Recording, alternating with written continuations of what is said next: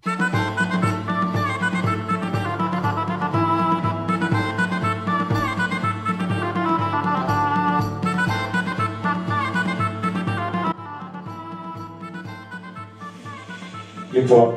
και αφού φύγαμε τα λογοτεχνικά,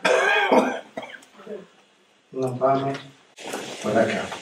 Παρότι το θέμα είναι η φύση των πραγμάτων, η σκόπευση του πνεύματος είναι ηθική.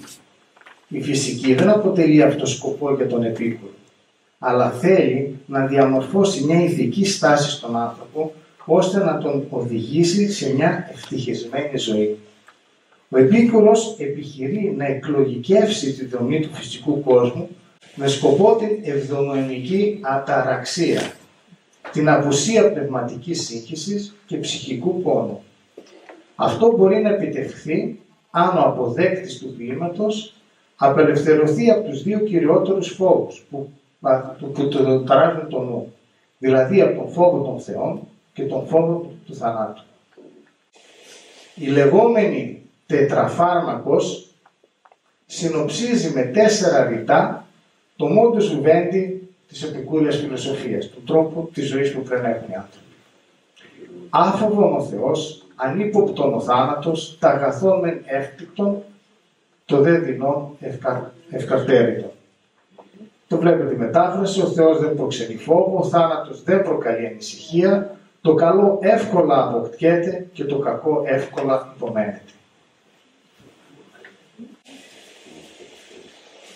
Ο ευδαίμων επομένως, σύμφωνα με τον Κρήτο και με τον Επίκουρο, είναι ο άνθρωπος ο οποίος γνωρίζει τη φύση, έργο που επιτελείται με τη φυσική φιλοσοφία, και δεύτερον, έχει τη σωστή μέθοδο να αντιλαμβάνεται την πραγματικότητα μέσω της επικούριας θεωρίας της γνώσης. Ξέρετε, ο Επίκουρος είναι από τους πρώτους που διατυπώνει μια θεωρία της γνώσης τόσο καλά δομημένη. Η θεωρία και η προηγούμενη και ο Αριστοτέλης έχει πει, αλλά δεν τις είχε δώσει. Ο Επίκουρος τις βάζει σε μία σειρά. Η θεωρία της γνώσης καλείται από τον Επίκουρο κανονικών. Αποτελεί επινόημά του και αντικατέστησε την αφαιρετική λογική που ίσχυε σχεδόν σε όλες τις φιλοσοφίες μέχρι τότε. Μια κουβέντα μονάχα τι είναι η αφαιρετική λογική, είναι όταν από μια γενική πρόταση φτάνουμε σε μια ειδική. Παραδείγματος χάρη λέμε ότι όλοι οι άνθρωποι είναι θνητοί, άρα και ο Θεολόγος είναι θνητός. Αυτή είναι η αφαιρετική. Ενώ το αντίθετο, η επαγωγική, λέει ο Ζήσης είναι θνητός, ο Θεολόγος είναι θνητός, ο Γιώργος είναι θνητός, άρα όλοι οι άνθρωποι είναι θνητοί. Λοιπόν, ο Επίκουρος αντικαθιστά την αφαιρετική λογική και εισάγει την επαγωγική.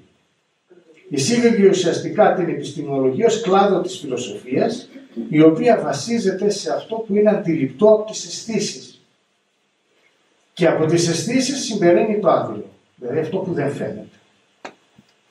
Στη συνέχεια προτείνει κάποιες πρακτικές αρχές με βάση τις οποίες ο κόσμος μπορεί να γίνει κατανοητός. Το κανονικό απαρτίζεται από 3 κριτήρια της αλήθειας, που θεμελιώνουν την παρατήρηση και οδηγούν σε συμπεράσματα. Τα κριτήρια ποια είναι αυτά? Οι αισθήσεις, οι προλήψεις, όχι με την έννοια που το δίνουμε εμείς, θα το μιλήσουμε παρακάτω, και τα πάθη.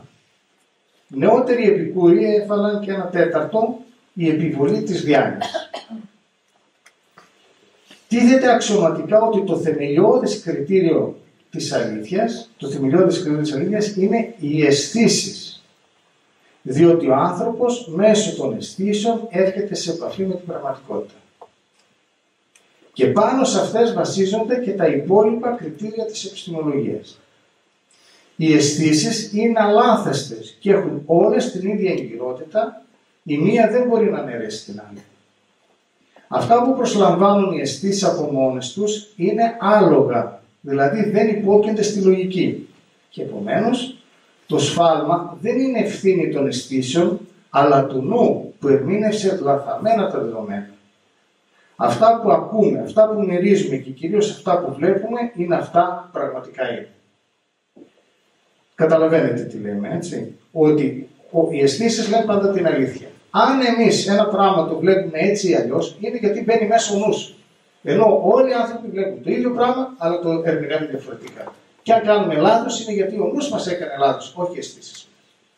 Οι αισθήσεις είναι, σύμφωνα με την επικούρια φιλοσοφία, αξιωματικά το μόνο κριτήριο της αλήθειας.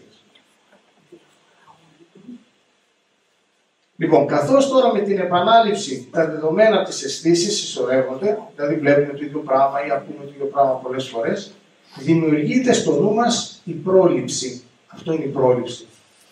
Όχι με την έννοια. Βλέπουμε ένα πράγμα πολλές φορές και δημιουργείται αυτό που λέμε προσλαμβάνωση. Η προλήψη είναι υπεύθυνες για τη μνήμη, τη σκέψη και τη γνώση. Είναι δε απολύτως αναγκαίας για οποιοδήποτε έρευνα. Και επίσης ο νους συνδέει τις προλήψεις με τα πράγματα δίνοντάς τις ονόματα. Κάθε ξεκάθαρη έννοια απαιτεί ένα όνομα. Εμείς οι άνθρωποι δίνουμε ονόματα στα πράγματα. Τα ονόματα είναι αυθαίρετα και δεν κρύβουν καμία υπερφυσική αλήθεια όπως διατείνεται ο Πλάτωνας και η σχολή του. Εδώ κάνει μια μεγάλη τομή. Δυστυχώς ακούμε και σήμερα ακόμα απόψεις που επηρεάζονται από την πλατωνική φιλοσοφία. Και με αυτά τα πράγματα η συγκριτική γλωσσολογία τα έχει λύσει από το 10ο αιώνα με το Σωσίρ, που μιλάει για το αυθαίρετο του σημείου. Ότι όλες οι λέξεις είναι αυθαίρετες και δεν έχουν καμιά σχέση με την πραγματική των πραγμάτων. Έχει σχέση και με την επιστήμη της γλωσσολογίας. Ναι, η γλωσσολογία στηρίζεται πάνω σε αυτό εδώ. Λοιπόν, ο πρώτος ανέφερε για το αυθαίρετο του σημείο ο Δημόκριτος και εννοείται ότι ο Επίκουρος το παίρνει και το αναλύει περισσότερο. Ο Λουκρίτιος βέβαια, από εκεί τα μαθαίνουμε. Το τρίτο κριτήριο της αλήθειας που δεν συνδέεται πια με τη γνώση αλλά με την ηθική είναι τα δύο πάθη. Η ειδονή που ισοδυναμεί με την απουσία πόνου και ο πόνος. Τα δύο πάθη, πυλώνες της επικούριας ηθικής, υπαγορεύουν στον άνθρωπο τι είναι καλό και τι κακό. Τι πρέπει να επιδιώκεται και τι όχι.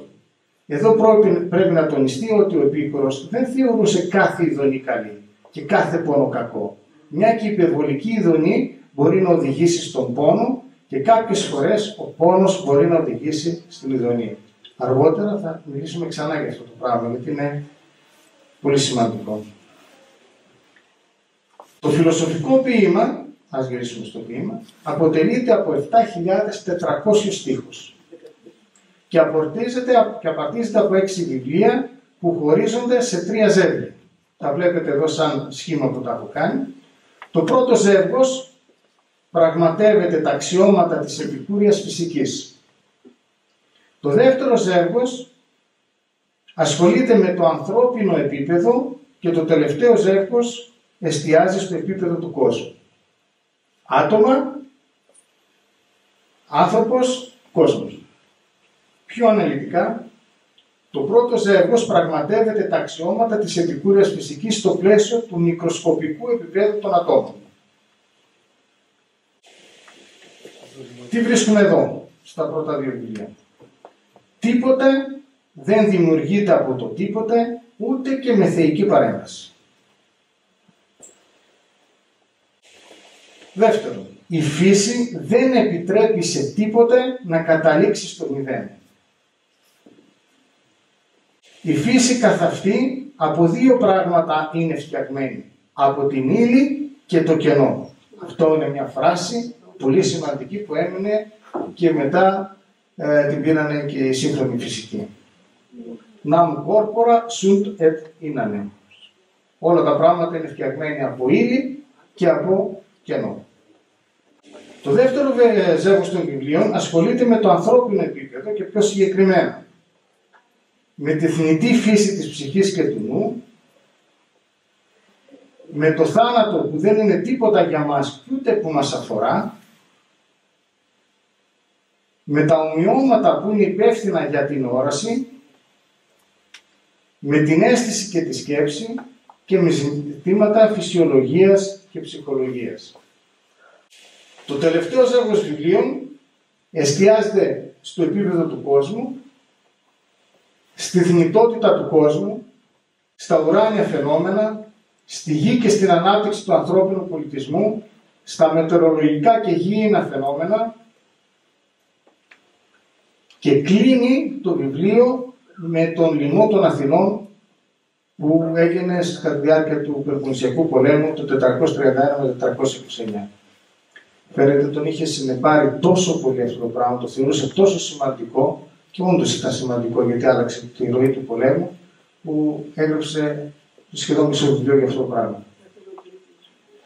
Σε κάθε ζεύγος βιβλίων η σκέψη πορεύεται από το γενικό, άτομα και κενό στο πρώτο βιβλίο, ψυχή και θνητότητα στο τρίτο, κόσμο στο πέμπτο, στο ειδικό, ιδιότητες των ατόμων στο δεύτερο βιβλίο, αντίληψη και σκέψη στο τέταρτο, ουράνια φαινόμενο και λοιμός στο έκτο. Ο Λουκρίτιος κατάφερε, αυτά είναι τελείως τεχνικά πράγματα, όπως τα αναφέρουμε για να ξέρετε πώς είναι περίπου η δομή των βιβλίων αυτών, των 6. Ο Λουκρίτιος κατάφερε να συμβιβάσει την παλιά διαμάχη φιλοσοφίας και λογοτεχνίας, μεταδίδοντας με στίχους ένα φιλοσοφικό σύστημα, και αυτό συνέβη παρά τις αντίθετες απόψεις του ίδιου του Επίκουρου, ο οποίος έτρεφε μια παρομοιώδη αποστροφή προς την ποίηση, πολύ δε περισσότερο για τη σύζευξη φιλοσοφίας και ποίησης. Ένας άλλος στόχος του ποίηματος είναι να εξοικειώσει τους Ρωμαίους με την επικούρια φυσική φιλοσοφία, χρησιμοποιώντας την φόρμα του έπους, ενός λογοτεχνικού είδους σεβαστού και αναγνωρισμένου και με δυνατότητα να απευθυνθεί στο κοινό που δεν είναι εξειδικευμένο με ζητήματα φιλοσοφίας. Αφηγητής και οδηγητής σε αυτό το δύσκολο δρόμο δεν είναι άλλος από τον δάσκαλο Επίκουρο, του οποίου η φιλοσοφία απελευθέρωσε το μυαλό των ανθρώπων από τον φόβο και την προκατάληψη. Το ιδιαίτερο που έχει επίσης είναι ότι το θέμα του έπους δεν είναι ο πόλεμος ή ο νόστος που συνήθως έχουν τα έπη, αλλά εξήγηση του φυσικού κόσμου. Όλο το φιλοσοφικό του οικοδόμημα θεμελιώνεται στην ατομική θεωρία του Λεύκηπου Δημόκριτου, όμως πουθενά στο κείμενο δεν χρησιμοποιεί τη λέξη άτομο για να δηλωθεί το στοιχειώδες σωματήριο της επικούριας φυσικής.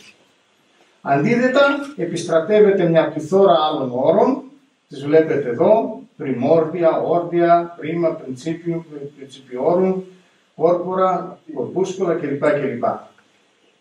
Αυτό το κάνει, λένε οι σύγχρονοι φιλόλογοι, γιατί δεν υπάρχει ανάλογη λέξη στους Ρωμαίους. Και για να μπορέσει να αποδώσει αυτή την έννοια του ατόμου, όπως τη συνελάβαναν οι Έλληνες, χρησιμοποιεί αυτές τις λέξεις. Και ο ίδιος λέει σε κάποιο σημείο, δεν θυμάμαι σε ποιο βιβλίο είναι, ότι η λατινική είναι φτωχή στην έκφραση φιλοσοφικών όρων. Και είμαι αναγκασμένος να τα εξηγώ αυτά τα πράγματα και να εισάγω καινούργιες λέξεις. Και όντως αυτό έκανε. Και αυτό βλέπουμε εδώ. Δηλαδή, αν ακούγε ο Ρωμαίος άτομα, δεν θα καταλάβει τι σημαίνει αυτό το πράγμα. Εδώ πρέπει να σας πω, ίσως το ξέρουν οι φυσικοί, δεν το ξέρουν οι φιλόλογοι, ότι και η ελληνική γλώσσα παρουσιάζει τέτοια κενά. Έχουμε ένα πρόβλημα εμείς με την έννοια των φυσικών και χημικών φαινομένων. Τα Ελληνάκια κάνουν λάθος. Πολύ περισσότερο από ό,τι κάνουν τα Γερμανάκια, τα Σλαβάκια, τα Γλάκια ή ξέρω εγώ, οποιαδήποτε άλλη γλώσσα, να ξεχωρίσουν τα χημικά με τα φυσικά φαινόμενα, γιατί η γλώσσα μας αυτό το σημείο είναι φτωχή. Χρησιμοποιεί την λέξη φυσικά και για τα φυσικά φαινόμενα που έχουν σχέση με τη φυσική και για τα φυσικά φαινόμενα που είναι αυθόρμητα στη φύση. Δεν τα ξεχωρίζει. Ενώ οι Λατίνοι έχουν το natural και το physics. Στα αγγλικά σας λέω. Physics είναι της φυσικής, natural είναι της φύσης. Οι Έλληνες δεν το έχουν και τα παιδιά μας μπερδεύουν. Κάνω κάθε χρόνο μάθημα με ένα στυλ τεστ στα παιδιά και κάνουν πάνω από το 70% λάθος. Ακριβώς γιατί τους μπερδεύει η γλώσσα. Φανταστείτε τώρα στους Ρωμαίους, οι οποίοι ήταν πολύ πιο πρωτόγονη η γλώσσα τους σε σχέση με τα ελληνικά, τι πρόβλημα θα είχαν αν άκουγαν τη λέξη άτομο. Δεν θα την καταλάβουν. Γι' αυτό και εισάγει αυτό το πράγμα. Και το λέει και ο ίδιος. Γιατί λέει, μεταθέτουν την έμφαση από το ελάχιστο και άφθαρτο σωματήριο, που είναι το άτομο, προς ό,τι είναι πρόσφερο στα διδασκαλικά επιχειρήματα, ώστε να γίνονται κατανοητά από το ρωμαϊκό κοινό. Για παράδειγμα, τα πριμόρδια, που σημαίνει ιστό στο αρχικό στάδιο της ανάπτυξης, τα εξόρδια rerum, που είναι υφαντικοί όροι, και παραπέμπουν όλα σε μια ηλική αρχή. Όπως επίσης τα σέμινα rerum, που σημαίνει σπόροι, τα κόρπορα, που σημαίνει σώματα, και όλοι αυτοί οι όροι επισημαίνουν ότι υπάρχει κάτι γενεσιουργό σε αυτή τη δομή της ύλης, στους σπόρους. Καταλάβατε. Προσπαθεί λοιπόν να χρησιμοποιήσει όρους λατινικούς για να εκφράσει τη λέξη των ατόμων. Ενώ το άτομο δεν το βρίσκω πουθενά. Ο Λουκρίτιος λοιπόν θεωρεί ότι ο αναγνώστης μέσω της κατανόησης των αιτίων των φυσικών διεργασιών που προσφέρει η ατομική φυσική θα ξεφύγει από το φόβο των θεών και του θανάτου. Όλη η θεωρία της γνώσης στηρίζεται στις αισθήσεις, ιδιαίτερα στην όραση. Ο Λουκρίτιος δεν είναι ο πρωτότυπος φιλόσοφος, αλλά λειτουργεί ως αναμεταδότης του επικουρισμού στους Ρωμαίους, σε ένα κοινό με διαφορετικές πολιτισμικές παραδόσεις, διαφορετικές από εκείνες που άκμασε η επικούρια φιλοσοφία. Άλλο η Αθήνα του 3ου αιώνα και άλλο η Ρώμη του 2ου αιώνα. Ο Λουκρίτιος, λοιπόν, εκτός από τις δυσκολίες του ποιητικού και διδακτικού του έργου, έχει να αντιμετωπίσει και το τεράστιο έλλειμμα φιλοσοφικών όρων της λατινικής γλώσσας. Είναι αναγκασμένος να εφεύρει νέους όρους και να δώσει νέο περιεχόμενο σε άλλους. Πιθανότητα λοιπόν γι' αυτό και δεν χρησιμοποιεί, όπως είπα προηγουμένως, τη λέξη άτομο. Ίσως δεν θα ήταν κατανοητός στους Ρωμαίους. Οι σύγχρονοι φιλόλογοι λένε σίγουρα δεν θα ήταν κατανοητός γι' αυτό. Λοιπόν, την επόμενη φορά συνεχίζουμε με